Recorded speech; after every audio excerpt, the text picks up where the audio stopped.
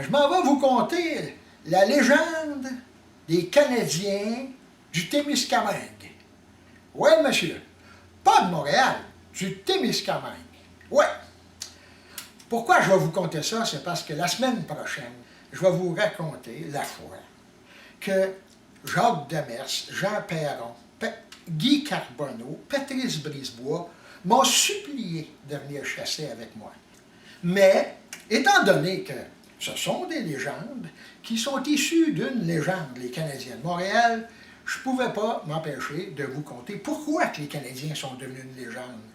Un, c'est parce qu'ils viennent du Témiscamingue. Avant que les hommes blancs arrivent, les Indiens étaient déjà installés ici sur les bords du magnifique lac Témiscamingue, qui est bordé par des parois rocheuses de centaines de mètres de hauteur. Il y a un endroit d'ailleurs qu'on appelle le Devil Rock. Ouais, monsieur.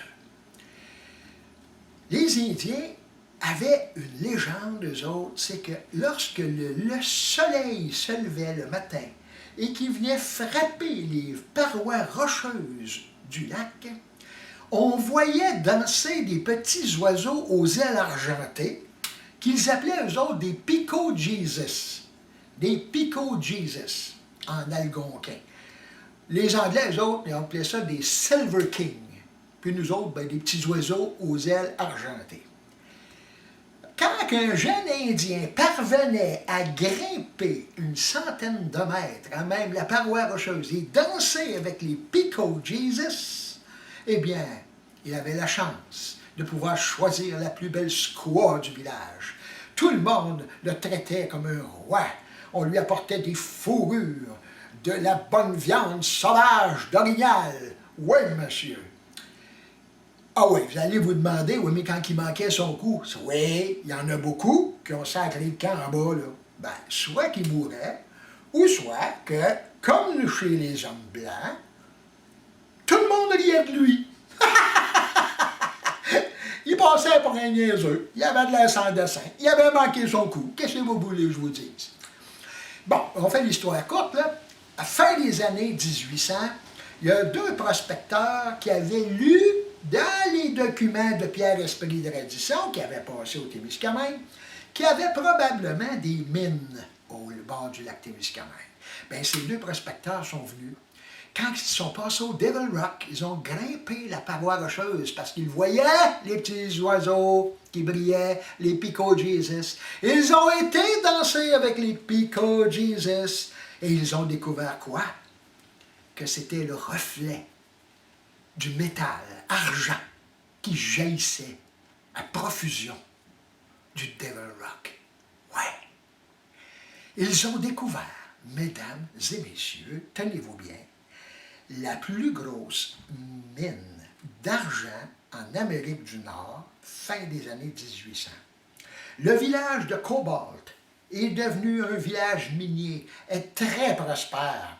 D'ailleurs, la mine avait son propre club d'hockey de la Ligue nationale et il s'appelait les Silver Kings de Cobalt, les Pico Jesus de Cobalt. Eh oui! Dans le village voisin, il y avait un monsieur O'Brien. Monsieur O'Brien, lui, il avait été danser avec les Pico Jesus, ce qui a fait qu'il est devenu très riche, très prospère avec des commerces, avec tout ce que vous voulez.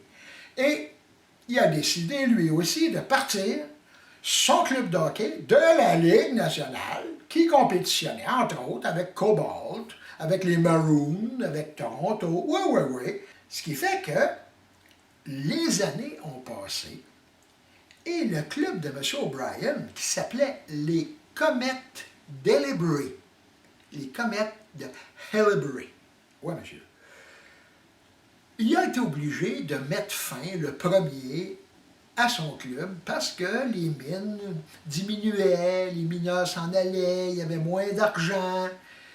Et il a entendu dire qu'à Montréal, on se cherchait une charte pour partir un club de Canadiens français pour compétitionner les Maroons de Montréal. Fait qu'il a monté à Montréal.